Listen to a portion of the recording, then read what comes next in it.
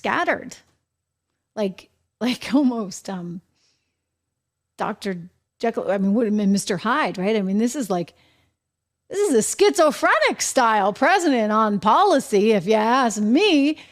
I mean, I could have sworn, and no, KGP, this wasn't some kind of cheap, deep fake, as you would like to believe. I could have sworn he was trying to pretend like he was really strong on the border the other day when he just signed that executive order saying that he was shutting down the border anytime he wanted if it got too flooded. But you know what? Don't take my word for it. Let's roll the raw tape. Every nation must secure its borders. Just that simple. And if Trump and the Republicans wouldn't do it, working with me, then I would do it on my own, and I did.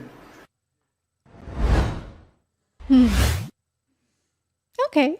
So you did sign that. You did sign that. You did tell us, right, that you're really strong on the border. In fact, you told us as recently as yesterday, because I'm going to go to the Twitter account, if you would, of the President of the United States, who writes, quote, 2 weeks ago, I did what the Republicans in Congress refused to do.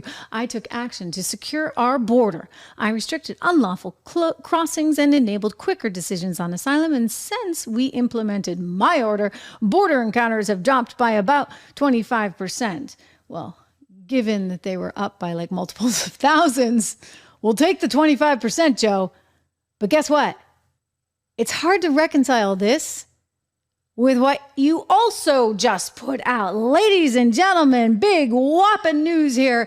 Joe Biden wants to come up with a whole new plan to offer a path to citizenship. And it means 500,000 people that are here in the USA illegally could actually get U.S. citizenship under this sweeping new plan from Biden. So you want to talk about having your cake or eating your cake and having it too, whatever it is. This is Joe Biden. Schizophrenic policy as far as the border is concerned. Because on the one hand, he tells you he's getting tough. And on the other hand, he does this. He does this, and basically what it means is if you're somebody who was here many years illegally, but you wound up getting married to an American, you're no longer going to have to exit the country and get the appropriate visas to come back here as a married person. Because that's what it normally takes. You have to leave and then come back, and then you get the official USA citizenship. Well, they're going to basically say, don't worry about that. You've been here 20 years illegally. We don't care. We're going to green light you. We're going to grandfather you in hopes that what? You vote for Joe, of course, or the Democrats. Ooh, I mean, what kind of message does that send? There's no consequences for anything. You can be as illegal as you want. Absolutely no consequences for anything. And it also sends the message, this guy doesn't know what day it is, right?